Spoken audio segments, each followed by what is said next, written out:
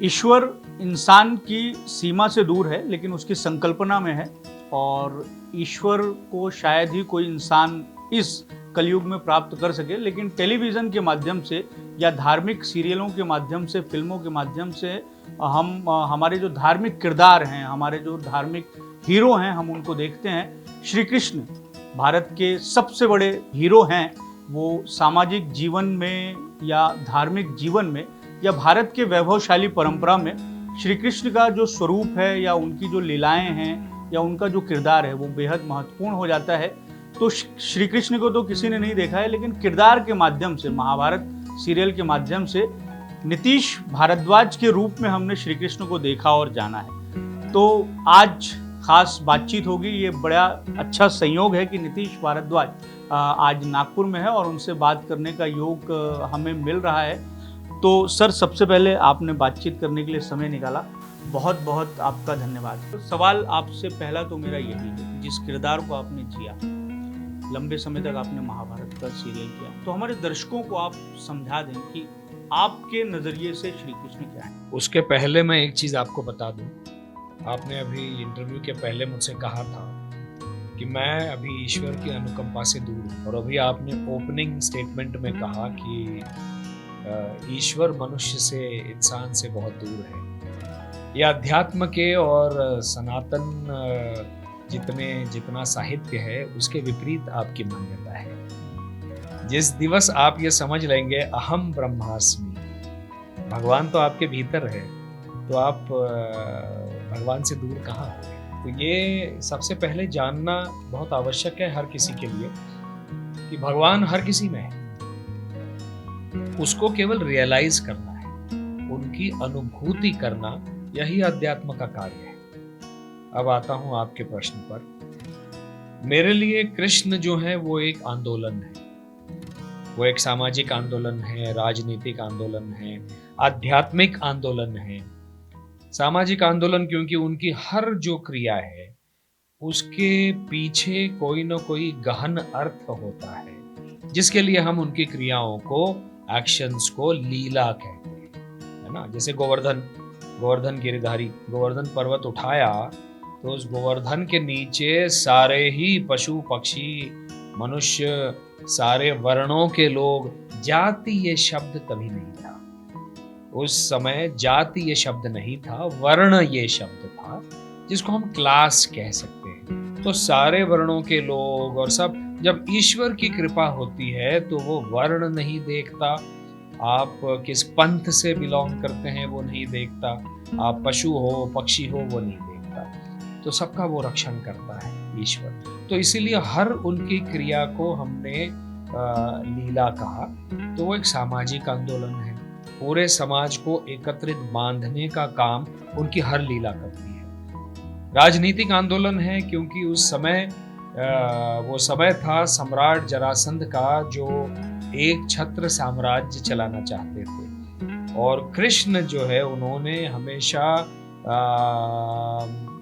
बात कही है गणराज्य व्यवस्था की। तो गणराज्य व्यवस्था, जो आज हम भारत भी गणराज्य है, तो उन्होंने जो द्वारिका बनाई वो द्वारिका भी गणराज्य था। उसमें सुधर्मा नाम की लोकसभा थी, जिसमें मेंबर्स ऑफ पार्लियामेंट कह लीजिए, वो लोक प्रतिनिधि जाकर बैठते थे और लोगों की बात करते थे, समाज के हित की बात करते थे।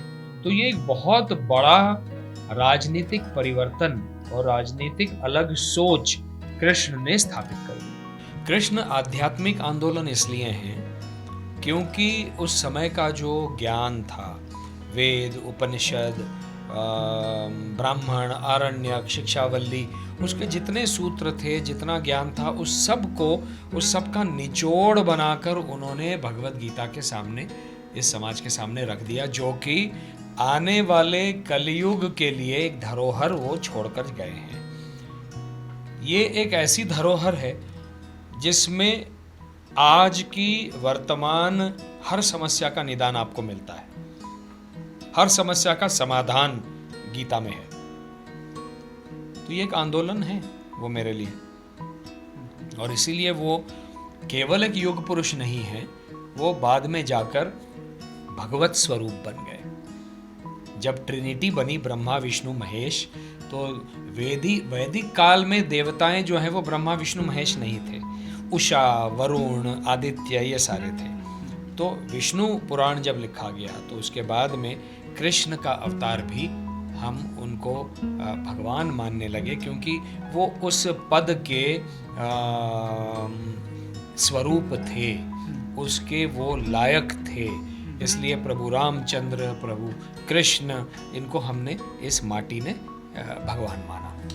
कृष्ण की मौजूदगी हमारे समाज में कुछ इस तरीके से है कि हर कोई चाहता है कि उसके घर में कृष्ण हो, कृष्ण की मौजूदगी हो। इसलिए जब लल्ला भी होता है तो उसको प्यार से कृष्ण कहा जाता है। तो कृष्ण को लेकर महत्वाकांक्षा, उन्हें हासिल करने को लेकर हमारी क्रियाओं में बहुत हमेशा अक्सर दिखाई देती है हमारे जीवन के काल में। आपके लिए आपको टोक रहा हूँ, इसमें मुझे एक मजाक वाली बात याद आती है। वो होता क्या है, जब एक बेटा जन्म लेता है तो उसको माँ जो है ना, माँ चाहती है कि वो बेटा जो है वो कृष्ण की तरह बने। जहाँ उसका विवाह हो जाता है उसकी पत्नी चाहती है वो राम बने। बिल्कुल तो बिल्कुल पुरुष जो है वो दुविधा में रहता है, मैं राम बनूं कि कृष्ण बनूं। सही है। सवाल ये है कि आपके लिए कृष्ण को जीना, क्योंकि हम मानवीय शरीर हैं, पापी शरीर हैं, तो कृष्ण की जो बातें हैं, कृष्ण का जो उपदेश है या कृष्ण का जो आचरण है, उसको अपने अंदर में समाहित करना, ये ना केवल आपके लिए बल्कि सारे लोगों के लिए वो कितना मुश्किल है। आप अपने उदाहरण से समझा दीजिए। मेरा उदाहरण सबके लिए शायद लागू नहीं हो सकता, क्योंकि मेरा जीवन बड़ा अटपटा रहा है ना। तो मैं सरल भाषा में समझा दूं। पहले मैं ये कहता था कि घर की जो चौखट है उसके भीतर राम की तरह जियो और घर के बाहर कृष्ण की तरह जियो, है ना। लेकिन मेरे ही जीवन ने मुझे सिखा दिया है कि घर के भीतर भी तो दुर्योधन शकुनी हो सकते हैं। इसलिए मनुष्य को देखकर आपको तय करना पड़ेगा कि कब राम बनना है किसके साथ, या कब किसके साथ कृष्ण बनना है। क्योंकि मनुष्य भी तो बदल गया है इस कलयुग में। वो बाहर से दिखाता है कि मैं तो राम हूं, लेकिन भीतर से तो दुर्योधन है। तो मनुष्य को ताड़ना इतना आसान नहीं रहा। त्रेता में रावण थे, प्रकांड पंडित थे, है ना, जिन्होंने सीता मैया को हाथ नहीं लगाया, ठीक है, लेकिन वही दुर्योधन तो नहीं थे। द्वापर में दुर्योधन ने तो चीरहरण करवा दिया दुशासन के माध्यम से। कलयुग में तो और भी भयानक स्थिति है। तो आज कलयुग में हमको राम और कृष्ण हमारी माटी के संस्कार हैं, वो हमारी मूल्य हैं, वो हमारी मर्यादा है, वो हमारे मर्यादा को तोड़कर नई मर्यादाओं के आयाम बनाने वाले कृष्ण हैं, है ना। तो कब राम बनना है किसके साथ, कब कृष्ण बनना है, ये तय करना थोड़ा मुश्किल हो गया है कलयुग में। लेकिन ये निरंतर प्रत्येक व्यक्ति के साथ आपको ये बनना पड़ता है, ये निर्णय लेना पड़ता है। सवाल इस तरीके से है कि जब आपने इस सीरियल के लिए जो महाभारत जो काफ़ी प्रसिद्ध हुआ, और आजकल जैसा मैंने शुरुआत में ही कहा कि अगर हमें भगवान देखना हो या भगवान कैसे होंगे, आजकल तो वो आर्टिफिशियल इंटेलिजेंस के माध्यम से कुछ फ़ोटो भी, AI फ़ोटोज़ भी कुछ आ रही हैं कि राम इस तरीके से दिखते होंगे या कृष्ण इस तरीके से दिखते होंगे। आपका चयन किस तरीके से हुआ था? आपने बहुत मर्तबा इस बारे में बातचीत कर भी ली होगी। कोई नया प्रश्न कीजिए। नहीं तो इसके बारे में हमारे दर्शक अगर पहली मर्तबा कोई देख रहे होंगे, अगर कुछ थोड़ा बहुत बता देंगे किस तरीके से, या आपकी इस किरदार को लेकर किस तरीके से रिसर्च रही, किस तरीके से उस पर आपने काम किया। नया प्रश्न पूछे जो मैं 25 बार बोल चुका हूँ, वो आपके दर्शक नो आजकल तो इस पे गूगल पे सब मिल जाता है। अच्छा, नया प्रश्न ये है कि जो हमारे धार्मिक ग्रंथ हैं उनको लेकर इसी समाज से कुछ विरोध की भी चीज़ें उठती रहती है। बीते दिनों जैसे रामचरितमानस की एक चौपाई है, उसको लेकर बहुत बहस हुई, उसके रेफरेंसेस को लेकर बहुत बहस हुई कि तुलसीदास जी ने वो किस रेफरेंस में कही होगी, और इससे महिलाओं की या शूद्रों की जो है वो उनका एक तरीके से महिलाओं को बहुत कम करके बताया जा रहा है, या जातिवाद की जो परंपरा है उसको बढ़ाया जा रहा है। तो आप इसके बारे में क्या कहेंगे, या आपकी सोच क्या है, या इस तरीके का जो विवाद हो रहा है उसको लेकर आप क्या कहें? विवाद खड़े किए जा रहे हैं वर्तमान राजनीतिक समीकरणों के लिए। उसका अर्थ ये नहीं है कि प्रभु रामचंद्र ने क्या किया, गलत काम किया। प्रभु रामचंद्र ने तो सबरी के झूठे बेर भी खाए। वो उससे ये सिद्ध कर दिया कि भक्त जिस भाव से मुझे जो देता है वो मुझे प्रिय है, वो मुझे स्वीकार है, जो कि गीता में भी कहा है प्रभु कृष्ण ने, है ना। तो राम जी ने भी वही किया। केवट के ऊपर जो उन्होंने केवट को आशीर्वाद दिया, केवट के ऊपर हाथ रखा, उससे भी यही सिद्ध होता है। अहिल्या की स्टोरी से भी यही सिद्ध होता है कि अहिल्या को मुक्ति दिलाई, क्योंकि अहिल्या का कोई दोष नहीं था उसमें, वो तो दोष इंद्र भगवान का था, है ना। तो हमारे सारे ये जो महत्तर चरित्र हैं जिसके कारण हम इनको भगवान मानते हैं, ये हमारे रोम रोम में बसे हुए हैं, हमारी डीएनए में ये है, और इनसे हम प्रेरणा निरंतर हजारों वर्षों से लेते आ रहे हैं। लेकिन आज जातिवाद के कुछ समीकरण ऐसे बने हुए हैं जिसके लिए कुछ राजनीतिज्ञ जो हैं उनको इन्हीं सारे उदाहरणों को भ्रष्ट करके, अभद्र बनाकर लोगों के सामने जो प्रस्तुत कर रहे हैं, ये उनका दोष है, उनकी छोटी सोच का प्रतीक है, गलत दृष्टि का ये एक प्रतीक है। तो उनके ये कहने से थोड़ी ना कुछ बदलेगा। प्रभु रामचंद्र प्रभु रहेंगे हमारे लिए, और कृष्ण हमारे लिए कृष्ण रहेंगे, भगवान श्री कृष्ण रहेंगे, क्योंकि इन किरदारों ने, इन पात्रों ने जो काम महिलाओं के लिए किया है वो आज का वर्तमान भारत का कौन सा राजनीतिज्ञ करता है। जो ये तोड़ मरोड़ को प्रस्तुत करता है, उनको गिरेबान में झांक कर पहले अपना चरित्र देखना चाहिए, और क्या उनकी सोच है वो स्वतः ही आकलन करना चाहिए। तो उनके विषय में मैं क्या कहूँ। आप नेता भी रहे हैं, सांसद भी रहे हैं। राम के देश में आपको लगता है कि राम राज्य आ रहा है, राम राज्य स्थापित हो रहा है, या राम की संकल्पना में जो एक स्वराज्य होना चाहिए वो हो रहा है, या उसकी कोई संभावना आपको मौजूदा परिप्रेक्ष्य में या भविष्य को देखते हुए आपको ऐसा लगता है कि राम की सोच के हिसाब से उनका जो डेमोक्रेसी की सोच थी या जो एस्टेब्लिशमेंट था वो आ सकता है भारत में? क्या है, जितने लोग राम राज्य के ऊपर प्रश्न चिन्ह लगाते हैं उनको सबसे पहले ये समझना चाहिए कि राम राज्य है क्या। राम राज्य वही है जो शिवाजी महाराज ने, छत्रपति शिवाजी महाराज ने शिवशाही को स्थापित किया था, जो हिंदवी स्वराज्य के नाम से जाना जाता है, वही राम राज्य है। उसमें क्या था? बच्चों के अधिकार, महिलाओं की सुरक्षा और उनके अधिकार। महाराष्ट्र में कहते हैं 18 पगड़ जाति, 18 अलग अलग वर्णों के जातियों के लोग हैं, उन सबकी समानता, उनकी सुरक्षा, है ना। धर्म की सुरक्षा, गो ब्राह्मण प्रतिपालक, मतलब केवल ब्राह्मण प्रतिपालक नहीं, ब्राह्मण विद्वत्ता का प्रतीक है। तो शिक्षा की सुरक्षा, हाँ, गो मतलब केवल गौ माता नहीं, सारे ही पशु, सारे पशुओं की सुरक्षा।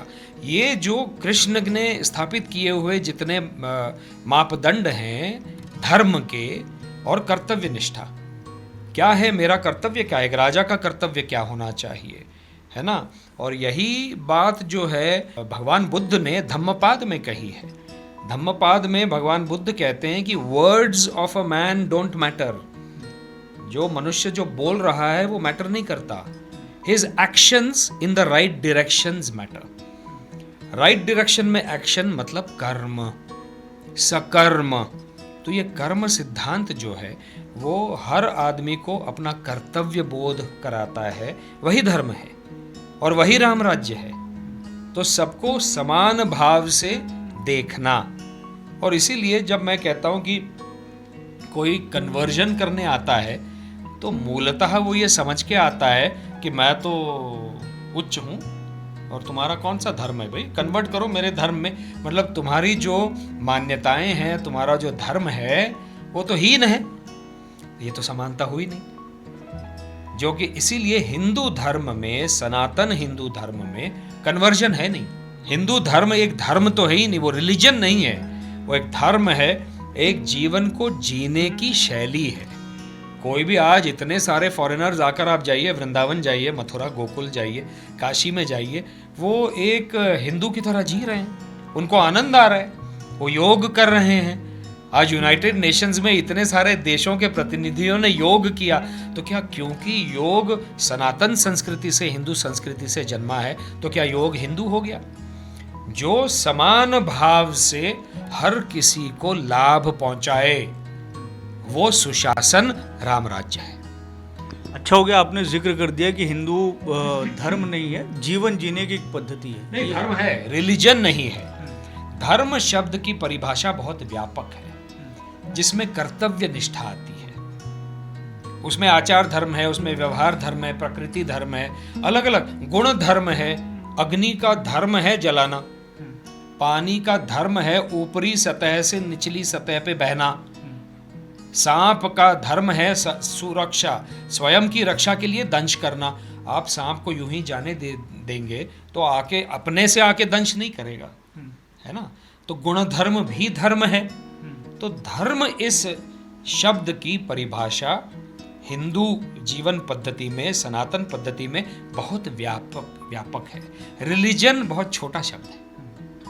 आपने धर्म और जीवन पद्धति की व्याख्या की, बहुत अच्छी। इसी तरीके की व्याख्याएं हम बहुत बारी मोहन भागवत जी से भी सुन चुके हैं। कई उनके भाषणों में वो इसी तरीके के अपने भाषण में धर्म के रेफरेंस में, जीवन पद्धति के रेफरेंस में इस तरीके की बातें करते हैं। आप राष्ट्रीय स्वयंसेवक संघ से जुड़े हैं, संघ के मुख्यालय के शहर में हम बैठे हैं, तो सबसे पहले संघ से जुड़ाव का आपका ध्येय क्या रहा है, या आपकी सोच क्या रही कि संघ से जुड़ना चाहिए? संघ की एक संस्था है संस्कार भारती, उसके आप ऑफिस बह रहे हैं और काम भी कर रहे हैं। मेरा उद्देश्य केवल एक ही है, मेरी ये धारणा है और मैं ये देख चुका हूँ कि राष्ट्रीय स्वयंसेवक संघ एक ऐसी संस्था है जो केवल राष्ट्र के विषय में सोचती है। राष्ट्र का उद्धार हो, और राष्ट्र का उद्धार प्रत्येक मानव के मानव निर्माण से होता है। मानव निर्माण का अर्थ क्या है?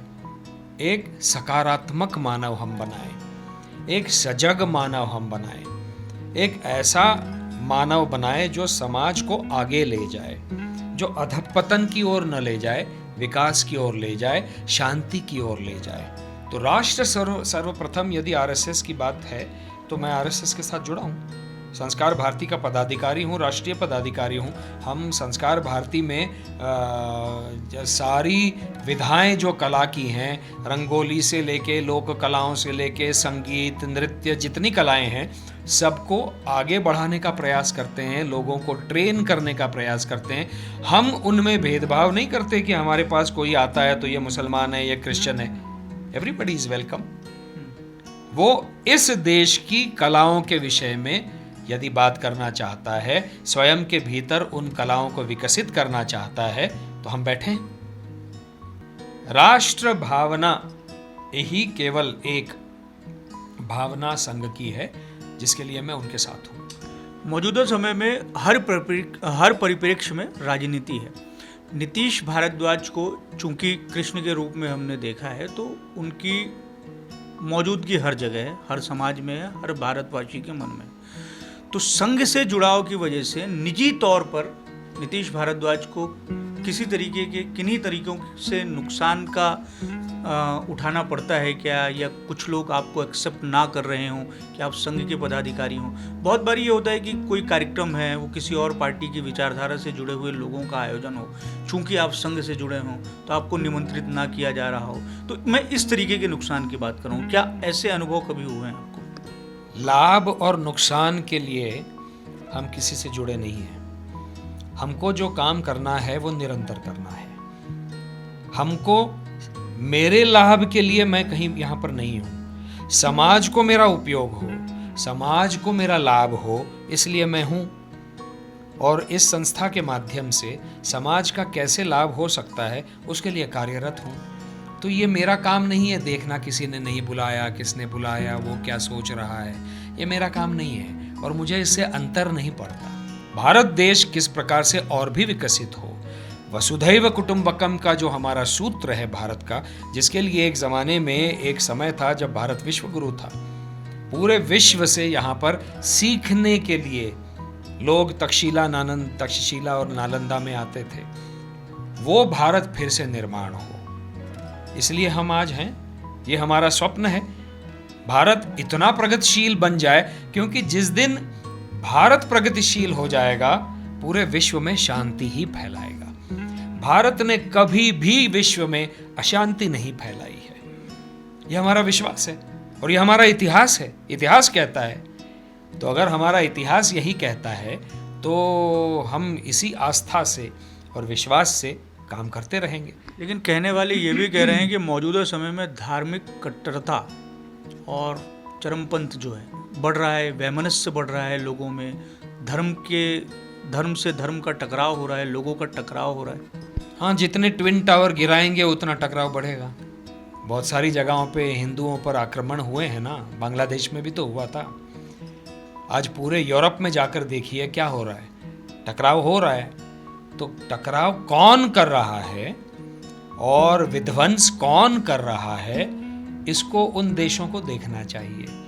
और आपको कहीं पर भी हिंदू नकारात्मक, विध्वंसक, हिंसक दिखाई नहीं देगा, क्योंकि वो उसकी प्रकृति ही नहीं है, वो उसका अध्यात्म ही नहीं है।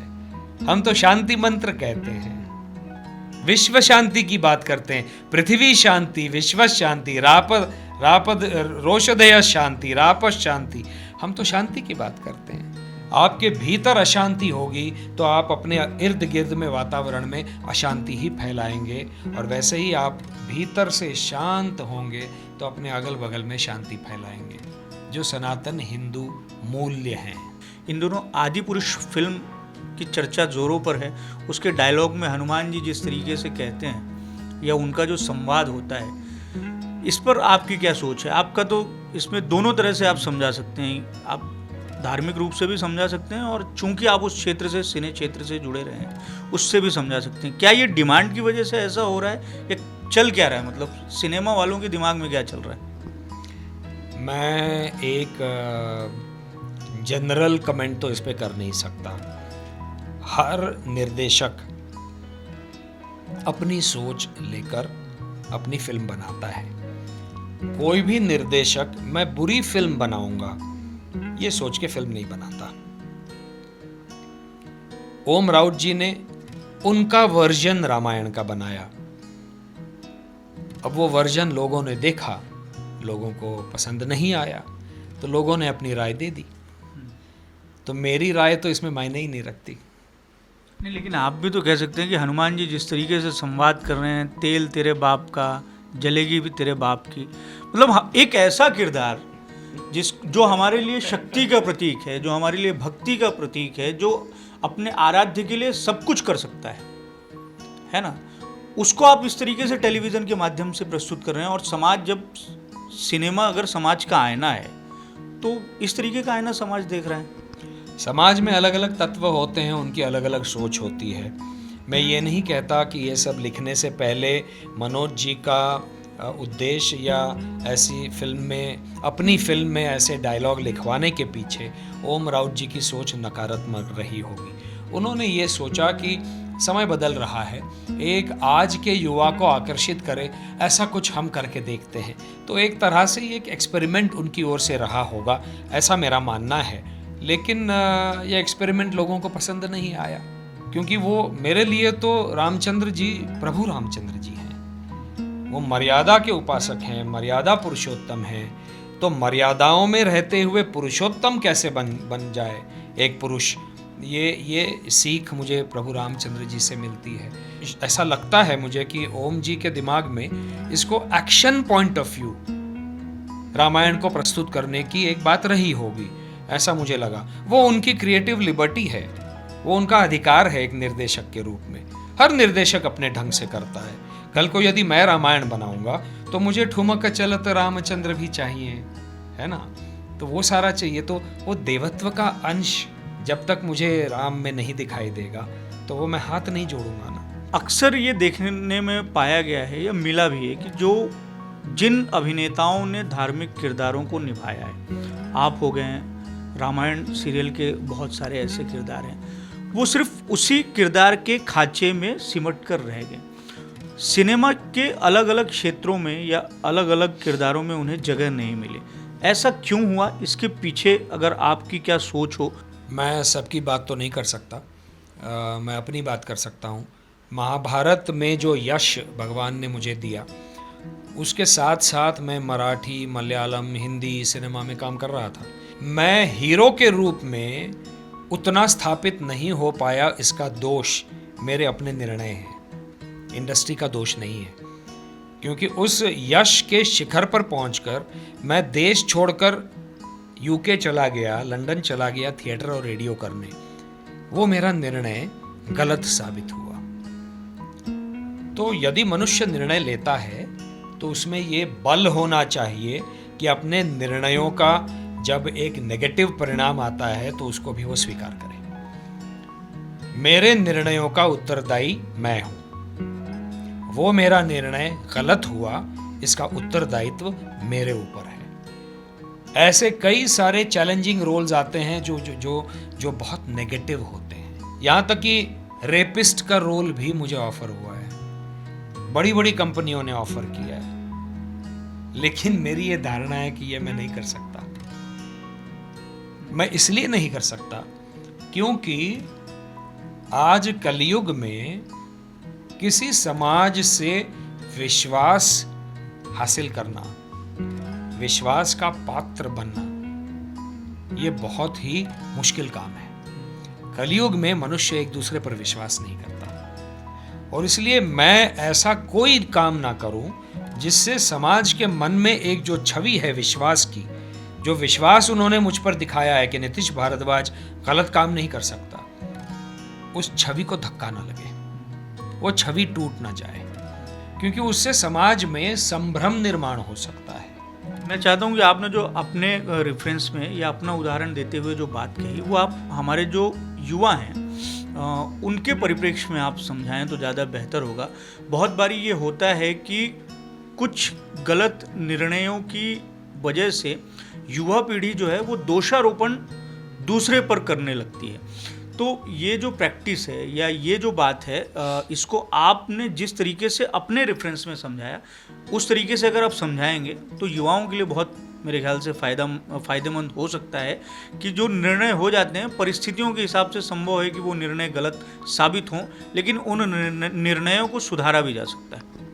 मैंने जो कहा है उससे अधिक स्पष्टता से मैं शायद ही फिर से कह पाऊँ। जो चीज़ मैंने अपने जीवन में की है वही उसको वो अपनाएं, उसका अनुकरण करें, दूसरे के ऊपर दोषारोपण ना करें। और आज के युवा में मैंने जो एक देखा है ना कि सुनने की कमी है, वो ठीक से सुनते नहीं हैं, है ना। तो सुनना बहुत ज़रूरी है कि सामने वाला व्यक्ति कह क्या रहा है, उस व्यक्ति के शब्दों में क्या वो शब्द सार गर्भित हैं, उनमें क्या सार है उन शब्दों में, और उन शब्दों के बीच में अर्थ क्या है, ये सोचना बहुत आवश्यक है। बातचीत के सिलसिले को अब समाप्त करेंगे। एक आखिरी सवाल आपसे ये है, क्या अब भी आपको ऐसे अनुभव मिलते हैं, ऐसे लोग मिलते होंगे, ऐसे भक्त आपको मिलते होंगे जिनकी संकल्पना में ये होगा कि कृष्ण तो ऐसे ही हैं, ऐसे अनुभव मिलते हैं? ये मेरा परम सौभाग्य कहिए या दूसरे जो कलाकार हैं जिन्होंने मेरे बाद में कृष्ण किया उनका दुर्भाग्य कहिए, यदि कोई अच्छा काम मैंने किया है तो वो कृष्ण की परम कृपा है। कोई त्रुटि रह गई हो तो नीतीश भारद्वाज की है। ये एक धर्म में एक कर्म के फल का भी योग है। संभावना ये है कि आपके सत्कर्मों का ये फल होगा कि कृष्ण कैसे दिखते हैं ये आपकी छवि से जो समाज है वो देखते रहेगा और लंबे समय तक देखते रहेगा। हमारी जैसी जो पीढ़ी है जिसने महाभारत को देखा है, आपके संवादों को देखा है, अभिनव से इतर अपने कृष्ण को समझने की जो एक तरीके से चेष्टा की है या कोशिश की है या प्रयास की है या कुछ सीखने की कोशिश की है, तो कृष्ण के चेहरे के रूप में तो हमारे लिए आप ही की छवि रही है और हमेशा भी रहेगी। विफलता से घर पे नहीं बैठना, विफलता से नैराश्य में, निराशा में कुछ भलता ही नहीं कर जाना। आज का युवा तो मैं देखता हूँ थोड़ी सी निराशा आती है तो आत्महत्या कर देता है। क्या नदी बहना रोक देती है? वो एक बड़े पहाड़ से टकराती है, समझती है कि इसके ऊपर मैं नहीं जा सकती, वो ऐसे पल्ला झाड़कर बगल में से अपना नया मार्ग स्थापित कर लेती है। तो नदी की तरह जीना सीखो, मैं भी सीख रहा हूँ, मैं अपने आचरण में वो लाने का प्रयास कर रहा हूँ। और यही तो प्रयोजन है अध्यात्म का, यही तो प्रयोजन है प्रभु रामचंद्र जी के जीवन से सीख लेने का और भगवान कृष्ण से सीख लेने का। इसीलिए तो ये हैं। बहुत मज़ा आया, आपसे बहुत कुछ सीखने को मिला। संभव है कि आपने जो बातें कही हैं हमारे इस इंटरव्यू के दौरान, वो जो हमारे दर्शक हैं उनके भी काम में आएगी। बहुत बहुत धन्यवाद आपका। नमस्कार। नमस्कार।